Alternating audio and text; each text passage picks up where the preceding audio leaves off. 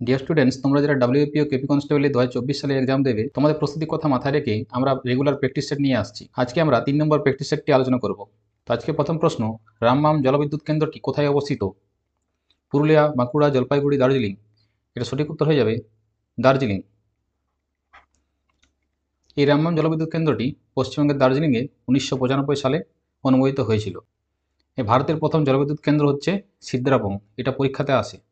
প্রথম জলবিদ্যুৎ কেন্দ্র হচ্ছে সিদ্রাবং। সেটা কোথায় অবস্থিত? এই দার্জিলিংয়ে অবস্থিত। সেটা চালু হয়েছিল 1897 সালে। 2 নম্বর প্রশ্ন আছে, কৃষ্ণমৃত্তিকা বা রেগুর ভারতের কোন রাজ্যে সবচেয়ে বেশি দেখা যায়?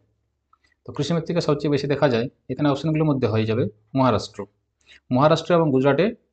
এখানে পিকচারটাতেও তোমরা দেখতে পাচ্ছ, এই যে হালকা ফ্যাকাশে কালারে আছে, এই এরিয়াটা গুজরাট এরিয়াটা এবং পুরো মহারাষ্ট্র এরিয়াটা ডেকান অঞ্চল বলা চলে। এটা হচ্ছে রেগুর মাটির আবাসস্থল। এই মাটিতে তুলা চাষ খুব ভালো হয়। সম্প্রতি কোন দেশ ভারতীয় পর্যটকদের জন্য ই ভিসা চালু করলো? এটা সঠিক উত্তর জাপান। জাপান 1 এপ্রিল 2024 ই ভিসা চালু করেছে, যেটা ভ্যালিডিটি হচ্ছে 90 দিনের জন্য। ঠিক আছে। 4 নম্বর প্রশ্ন, ফাইব্রিনোজেন কোথায় থাকে? ফাইব্রিনোজেন এখানে সঠিক উত্তর হয়ে যাবে রক্তরস। ফাইব্রিনোজেন কিন্তু সৃষ্টিটা যকৃতে হয়। ঠিক আছে। যকৃতের সৃষ্টি হয়ে রক্তের মধ্যে সঞ্চালিত হয়, রক্তের রক্তরস বা প্লাজমাতে এটা উপস্থিত থাকে। ফাইব্রিনোজেন কি? এটা যকৃতে সংশ্লেষিত একটা কমপ্লেক্স প্রোটিন, যেটা সমস্ত মেরুদণ্ডের প্রাণীর রক্তে সঞ্চালিত হয়। ঠিক আছে। ফাইব্রিনোজেনের কাজটা কি? রক্ত জমাটার কাজে এটা সাহায্য করে, অনুচক্রিকার মতোই কাজ করে। 5 নম্বর প্রশ্ন, মানুষের জিহ্বার ঘা যে ভিটামিনের অভাবে হয় তা হলো?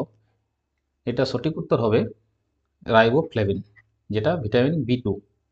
এছাড়াও ভিটামিন বি12, যেটাকে সায়ানোকোয়ালামিন বা কোয়ালামিন বলা হয়, আয়রন এবং ফলিক অ্যাসিড বা যেটা ভিটামিন বি9, এগুলো ঘাটতি হলে জিহ্বার ঘা হতে পারে। 6 নম্বর প্রশ্ন, জাতীয় গ্রামীণ কর্মসংস্থান প্রকল্প কোন পরিকল্পনায় গৃহীত হয়? এটা সঠিক উত্তর হয়ে যাবে ষষ্ঠ পরিকল্পনা বা 6th 5-year প্ল্যান, যেটা 1980 থেকে 1985 সালের মধ্যে প্ল্যানটা হয়েছিল। এটা কি? ফুল ফর্ম হচ্ছে এনআরএফই, ন্যাশনাল রুরাল এমপ্লয়মেন্ট প্রোগ্রাম।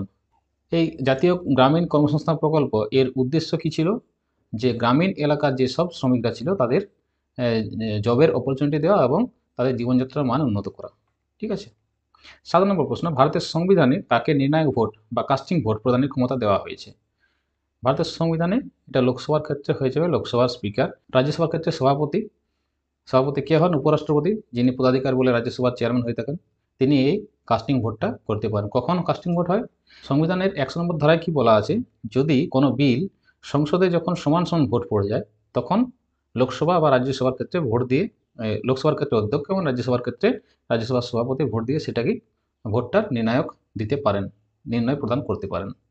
ঠিক আছে। 8 নম্বর প্রশ্ন, সর্বভারতীয় কিষাণ সভার প্রথম সভাপতি কে ছিলেন? এটা সঠিক উত্তর হয়ে যাবে স্বামী সহজানন্দ প্রথম সভাপতি ছিলেন। 1936 সালে লখনৌতে সর্বভারতীয় কিষাণ সভা গঠিত হয়, যেটা আবার অখিল ভারতীয় কিষাণ সভা নামেও পরিচিত ছিল। এন.জি. রাঙ্গা এবং স্বামী সহজানন্দ সরস্বতী এই সর্বভারতীয় কিষাণ সভা তিনি গঠন করেছিলেন এবং এর প্রধান ছিলেন স্বামী সহজানন্দ। ঠিক আছে। 9 নম্বর প্রশ্ন, সম্প্রতি কোন রাজ্যে বাসুকি নামক বৃহদাকার সাপের জীবাশ্ম পাওয়া গেছে?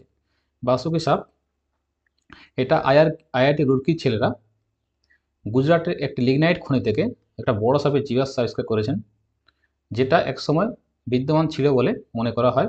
গবেষকদের মতে 47 মিলিয়ন বছর আগে ইওসিন যুগে এটি বিদ্যমান ছিল এবং এই যে জীবাশ্মটি আবিষ্কার হয়েছে এর নাম রাখা হয়েছে বাসুকি।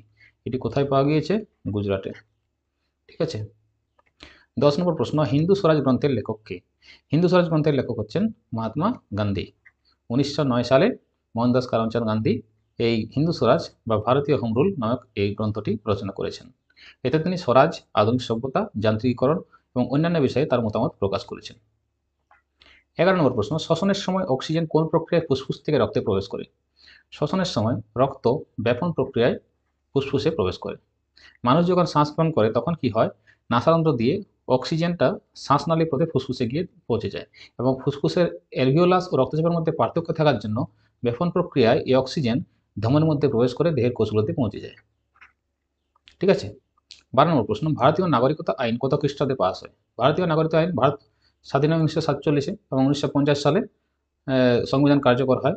এরপর 1950 সালের পর যেসব নাগরিকরা ভারতবর্ষের মধ্যে রয়ে গিয়েছে তারা ভারতের নাগরিক, এবং 1955 সালে তাদের জন্য একটা নিয়ম করা হয়, এই হিসাবে অবৈধ অভিবাসীরা ভারতের নাগরিকত্ব কিন্তু পায় না। ভিটামিন বি 12 এর রাসায়নিক নাম কি? ভিটামিন বি 12 একটু আগে বলেছি, রাসায়নিক নাম সায়ান কোবালামিন বা কোবালামিন। ঠিক আছে। 14 নম্বর প্রশ্ন, মাথা বেদনা উপশমে কোন উপকার প্রয়োজন? মাথা বেদনা উপশমে এখানের মধ্যে সঠিক উত্তর হয়ে যাবে ক্যাফিন। ক্যাফিন কোথায় পাওয়া যায়? চা, কফি এবং কোকো গাছে এই ক্যাফিনটা পাওয়া যায়। এখানে এই ক্যাফিনটা নানারকমভাবে ব্যবহার করা হয়, খাবার পানীয় বা কিছু মাথা ব্যথার উপশম হিসেবে ব্যবহার হয়ে থাকে। ঠিক আছে। কোন মুঘল সম্রাট দরবারি নৃত্যগীতের উপর নিষেধাজ্ঞা জারি করেন? এটা সঠিক উত্তর হয়ে যাবে ঔরঙ্গজেব। মুঘল সম্রাট ঔরঙ্গজেব সঙ্গীত পছন্দ করতেন না, তাই তিনি 1668 সালে এই নাচ এবং গানের উপর নিষিদ্ধ ঘোষণা করেন। 16 হচ্ছে নিম্নলিখিত কোনটি শ্রবণযোগ্য শব্দের কম্পাঙ্কের ব্যক্তি? কম্পাঙ্কের মাত্রা কতটা? এটা সঠিক উত্তর হবে 20 থেকে 20,000 হার্জ।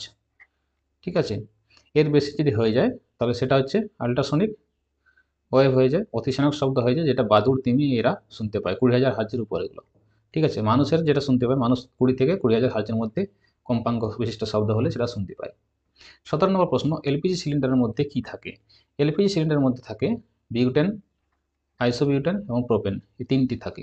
ঠিক আছে। এছাড়াও প্রোপাইলিন এবং বিউটিলিনও থাকে। ঠিক আছে। 18 নম্বর প্রশ্ন, কোন উপাদানটি পৃথিবীর মধ্যে সবচেয়ে বেশি তাপরোধী? সবচেয়ে বেশি তাপরোধী হচ্ছে হাফনিয়াম কার্বাইড, HFC, এটি হচ্ছে সবচেয়ে বেশি তাপরোধী। এটির মেল্টিং পয়েন্ট গলনাঙ্ক কত? 39-58 ডিগ্রি সেন্টিগ্রেড।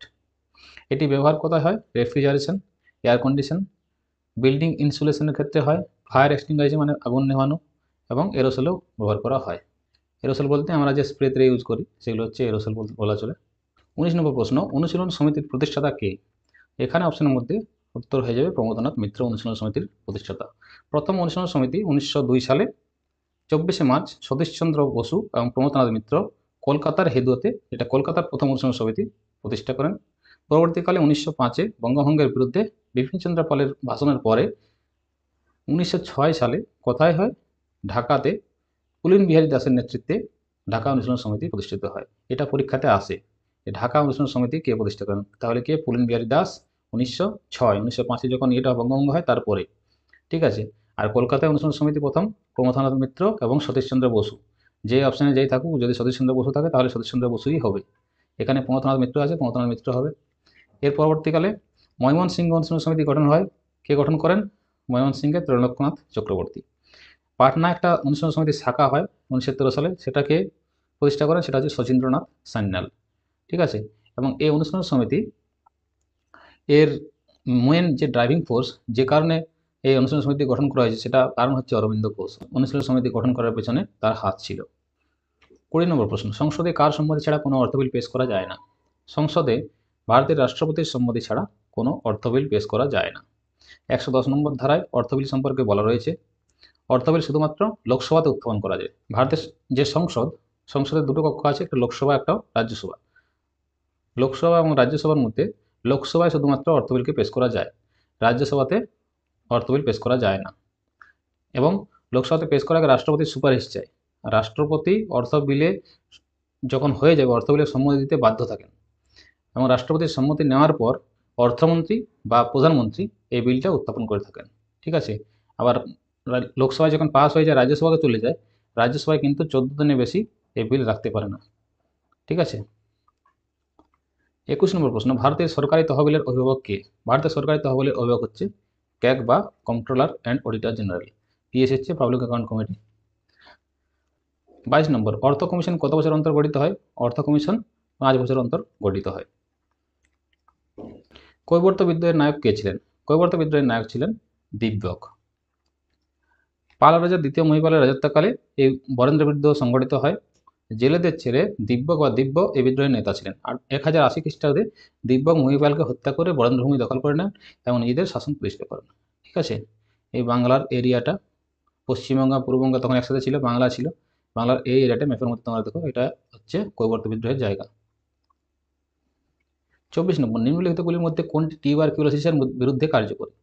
এখানের মধ্যে যেগুলো আছে সেটা হচ্ছে স্ট্রেপ্টোমাইসিন, টিউবারকুলোসিস যেটা হচ্ছে যক্ষা, যার ফুল ফর্ম হচ্ছে মাইকোব্যাকটেরিয়াম টিউবারকিউলোসিস।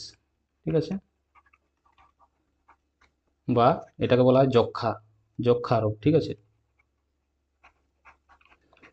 যক্ষা রোগের ক্ষেত্রে কোনটি কার্যকরী? স্ট্রেপ্টোমাইসিন ব্যাকটেরিয়াটা কার্যকরী। ঠিক আছে, 25 নম্বর প্রশ্ন হচ্ছে, সম্প্রতি কে 69তম ফিল্মফেয়ার অ্যাওয়ার্ড 2024-এ প্রধান চরিত্রের সেরা অভিনেতার পুরস্কার কে পেয়েছেন? এটা সঠিক উত্তর রণবীর কাপুর পেয়েছেন, অ্যানিমেল মুভির জন্য পেয়েছেন। এবং সেরা অভিনেত্রী হয়েছেন আলিয়া ভাট, রকি আর রানী কি প্রেম কাহানি, এই কারণে। ঠিক আছে, আজকে 25টা প্রশ্ন ছিল। তোমাদের ওয়েস্ট বেঙ্গল পুলিশের জন্য আমরা রেগুলার আমাদের ক্লাস নিয়ে আসছি প্র্যাকটিস সেটের উপরে। ভিডিওটি ভালো লাগলে অবশ্যই লাইক করবে, বন্ধুদের সাথে শেয়ার করবে। তো ডিয়ার স্টুডেন্টস, আজকে পর্যন্তই। Thank you.